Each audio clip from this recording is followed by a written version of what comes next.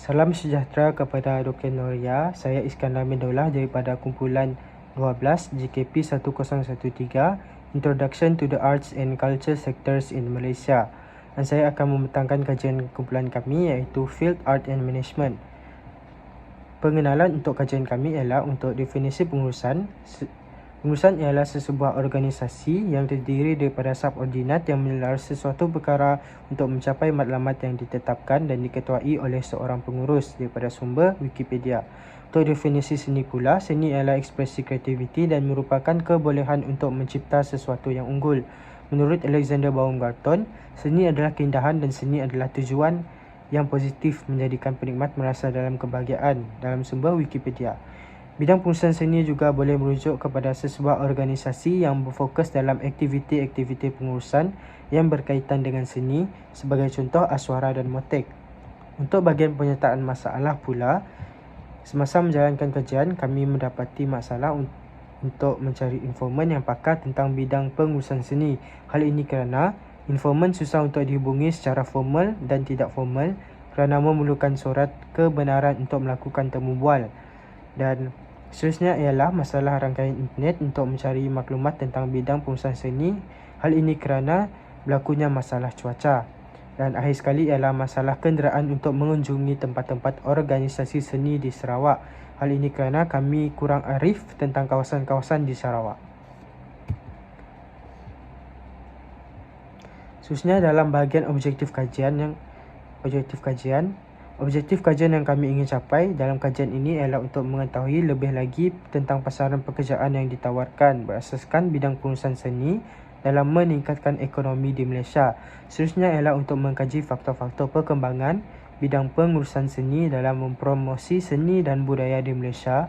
Dan akhir sekali ialah untuk mengenal pasti langkah-langkah organisasi dalam bidang pengurusan seni dalam perkembangan ekonomi di Malaysia. Untuk kajian lepas, dalam kajian Ab Samad Kecut dan Sabzali Musahan, Musan ialah mempunyai peranannya tersendiri dalam menyumbang kepada sesuatu seni pementasan yang berkesan. Seterusnya, Harold Kons dan Hans Wehrich, proses merancang dan memelihara persekitaran apabila individu bekerjasama dalam kumpulan. Dan akhir sekali ialah Al-Ghazali, iaitu seni ialah fitrah manusia untuk mencipta karya. Seni menjadi sebahagian daripada kebudayaan yang dicetuskan oleh manusia. Dalam bahagian metodologi kajian, terdapat 3 metodologi yang telah kami gunakan, iaitu kaedah temu bual, kaedah soal selidik dan kaedah rujukan. Untuk kaedah temu bual, kami telah menemu bual pensyarah Unimas, iaitu Dr. Mazdan dan Encik Badrul Hisham. Dan seterusnya ialah orang luar, iaitu Encik Kamarul, Encik Muhammad Azizul dan Puan Siti yang terlibat dalam pengurusan seni di luar. Dan seterusnya ialah kaedah soal selidik. Kami telah menyoal selidik 38 orang responden melalui Google Form. Dan akhir sekali ialah kaedah rujukan, iaitu kami telah merujuk laman web dan buku-buku di perpustakaan Petari untuk mencari maklumat tentang pengurusan seni. Dalam bahagian dapatan kajian dan data analisis, dalam bahagian A, untuk demografi responden, yang pertama ialah Argentina. Sebanyak 10 orang lelaki telah menjawab soal selidik, iaitu bersamaan dengan 26.3%, dan sebanyak 28 orang responden jantina perempuan bersamaan dengan 73.7%. Untuk bahagian umur pula, 18 hingga 20 tahun sebanyak 21 orang responden bersamaan dengan 55.3%. Dan untuk 21 hingga 23 tahun sebanyak 17 orang responden bersamaan dengan 44.7%. Untuk bahagian bangsa pula, bangsa yang paling tinggi menjawab yang menjadi responden ialah Melayu, iaitu 13 orang bersamaan dengan 34.2%. Dan data yang paling sedikit untuk bangsa ialah Jawa, Kenyah dan Bumi Putera Sabah, iaitu 1 orang bersamaan dengan 2.6%. Untuk bahagian agama pula, agama Islam sebanyak 17 orang responden, iaitu bersama dengan 44.7% mendapat data yang paling tinggi, dan yang paling sedikit ialah agama Hindu, iaitu sebanyak 2 orang bersamaan dengan 5.3%. Untuk bahagian B pula adalah untuk mengkaji tentang pekerjaan-pekerjaan yang ditawarkan oleh bidang pengurusan seni dalam meningkatkan ekonomi di Malaysia. Data yang paling banyak merujuk kepada data ini ialah pengarah seni dan pengarah galeri mendapat data yang paling tinggi, iaitu 38 orang responden yang bersetuju bersamaan dengan 100%, dan yang paling sedikit ialah pekerjaan influencer, iaitu sebanyak 29 orang responden bersetuju bersamaan dengan 76.3%. Untuk bahagian C pula, untuk mengkaji tentang faktor-faktor perkembangan bidang pengurusan dalam mempromosi seni dan budaya di Malaysia. Untuk aspek pendidikan, data yang paling tinggi ialah dapat melahirkan pelajar yang berkemahiran tinggi, iaitu sebanyak 38 orang responden yang bersetuju bersamaan dengan 100%. Dan yang paling sedikit ialah dapat meningkatkan peluang pekerjaan, iaitu sebanyak 33 orang responden bersamaan dengan 86.8% yang bersetuju.